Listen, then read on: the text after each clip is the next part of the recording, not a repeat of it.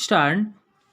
पुरानी संहिता में एक धारा अंतर्विष्ट थी जो कि महाधिवक्ता को उच्च न्यायालय को जिसके समक्ष मामला लंबित है निर्णय पर पहुंचने से पूर्व किसी भी प्रक्रम पर यह सूचित करने के लिए समर्थ बनाती थी कि वह इसके पश्चात प्रतिवादी को आरोप के लिए अभियोजित नहीं करेगा। पूर्णविराम।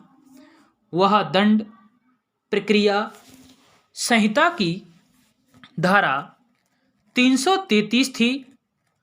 इस धारा के अधीन महाधिवक्ता का विवेकाधिकार आत्यंतिक था। पूर्णविराम।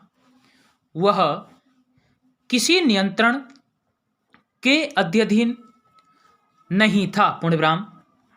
जबकि महाधिवक्ता उच्च न्यायालय को यह सूचित करता है कि अभियोजन को चालू रखने की उसकी प्रस्थापना नहीं है, तो उच्च न्यायालय के पास सभी कार्यवाहियों को रोकने और उस धारा के अनुसरण में कार्य करने के अतिरिक्त कोई विकल्प नहीं है। पूर्णविराम। वह धारा अब संहिता से निकाल दी गई है। पूर्णविराम। लोक अभियोजक अपेक्षाकृत कम आक्षेपणीय है और इसलिए धारा 321 के द्वारा उन्हें दिया गया विवेकाधिकार परिपूर्ण नहीं है और वह एक परिसीमा के अधीन है तथा वह परिसीमा उस न्यायालय की सम्मति है जिसके समक्ष अभियोजन लंबित है। पूर्णविराम। पैरास्टार्ट। धारा 333 जो कि उच्च न्यायालय में मूल दांडिक विचारणों को रोकने के परिणाम स्वरूप हटाई गई थी। पूर्ववर्ती संहिता की धारा 494 की तत्स्थानी धारा 321 की परिधि पर विचार करते समय अभी भी आनुषंगिक है और दोनों धाराओं और उनकी परिधि का तुलनात्मक अध्ययन करना समुचित होगा। पूर्णविराम। दोनों ही धाराएं यद्यपि भिन्न स्तर पर अभियोजनों की वापसी से संबंधित हैं। पूर्णविराम। मेरे विचार से दोनों धाराओं का पठन करते समय एक सामंजस्यपूर्ण दृष्टिकोण अभिभावी होना चाहिए। पूर्णविराम। धारा 333 उच्च न्यायालय को उस समय कोई विवेकाधिकार या विकल्प नहीं देती, जबकि उसके अधीन कोई समावेदन किया जाता है। पूर्ण विराम।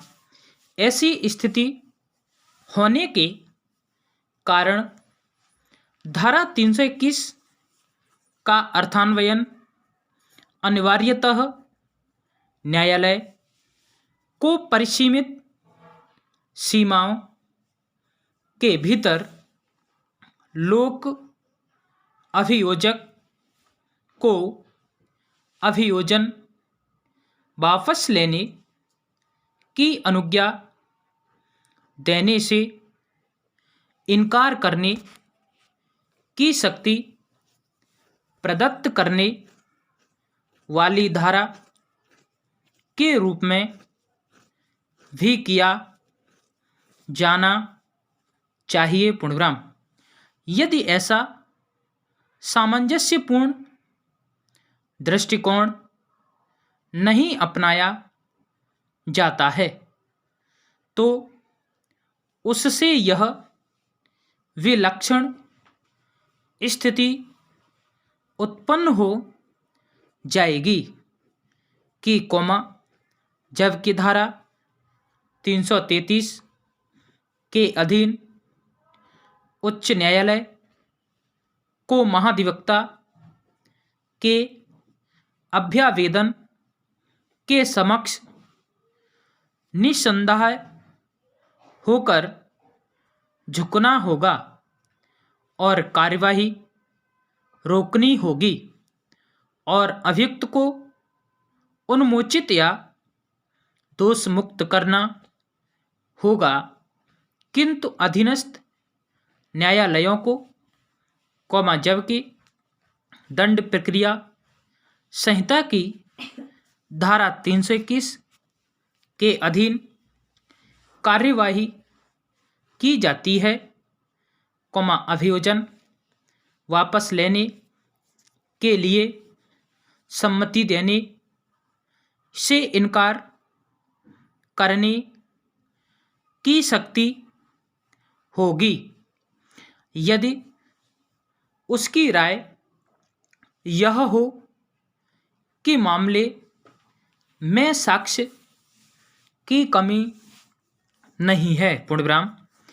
विधानमंडल का आशय पुरानी संहिता की क्रमशः धारा 494 और 333 के अधीन शक्तियों का प्रयोग करते हुए अधीनस्थ न्यायालयों को उच्च न्यायालय से अधिक शक्तियां प्रदत्त करना होगी। पूर्णविराम। अतः यह अभिनिर्धारित करना न्यायोचित और युक्तियुक्त होगा कि अधीनस्थ न्यायालयों को धारा 494 के अधीन लोक अभियोजक को अभियोजन वापस लेने के लिए सम्मति देने की शक्तियां प्रदत्त करते समय विधानमंडल का आशय केवल यह था कि न्यायालयों को पर्यवेक्षी कृत्यों का और न कि उस पद के विधिक अर्थ में न्याय निर्णयन संबंधी कृत्यों का पालन करना चाहिए। पूर्णविराम। किसी मामले का भार साधक कोई लोक अभियोजक या सहायक लोक अभियोजक निर्णय सुनाए जाने के पूर्व किसी समय किसी व्यक्ति है। स्टॉप।